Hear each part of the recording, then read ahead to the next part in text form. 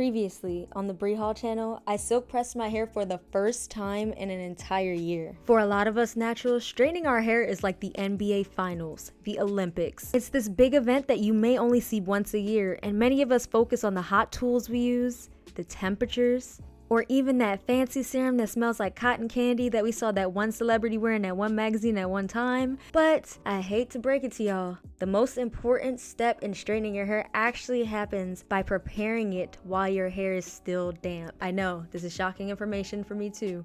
The types of products that I use before using heat on my hair, blow drying it, or flat ironing it are totally different than the products I use for an everyday hair care routine.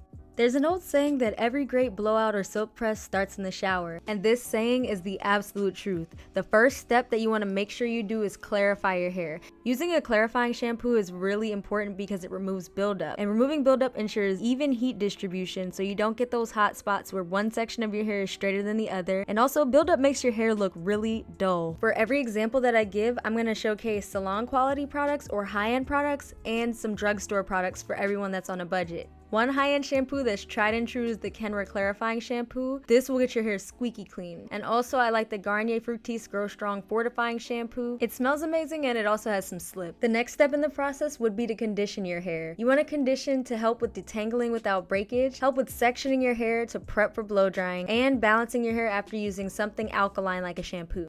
Now, you know me, normally I would mix it up and use whatever products I want, but for a process that's delicate like heat styling, I like to couple the shampoo with the conditioner from the same line. So for my high-end conditioner, I would be using the Kenra strengthening conditioner, and for my low-end conditioner slash affordable, I'd be using Garnier Fructis strong fortifying conditioner. Now, if your hair's moisture to protein balance feels good or you have protein sensitive hair, then you definitely want to go for a more moisturizing conditioner, as these do have protein. Look for words that say smooth, silk, silkening, softening, those kinds of conditioners. Just make sure they're not too oily so they don't weigh your hair down. Now the next step, do not under any circumstances skip deep conditioning your hair before heat styling or straightening. Deep conditioning provides excess moisture, shine, and elasticity so that when you are stretching your hair in that magnitude to make it straight, elasticity is what keeps the boing and bounce in those curls. So you do not want to compromise your elasticity before going into heat styling. I'm personally not too picky about deep conditioners. Whatever is your favorite deep conditioner is fine for this. Just make sure that you rinse it very thoroughly to avoid buildup.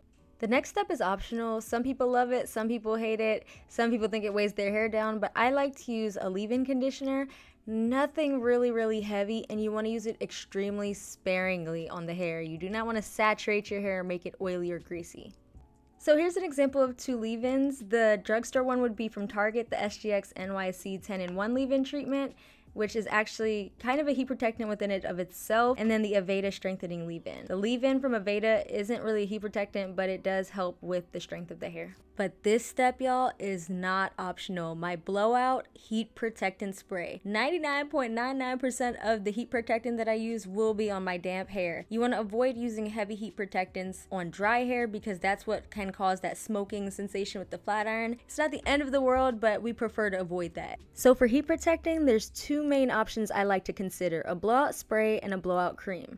I use a blowout spray like the Aveda Brilliant Damage Control. I'd use something like this when I'm using a leave-in, and I also like the Kenra blowout spray, or for a cheaper option, the Tresemme heat protectant. Now, a silkening cream like the Kenra silkening cream, or even the Shea straight guard, is something that I'd use if I didn't use a leave-in. It's a little bit heavier and has a little bit more coverage. And then now on to the actual process.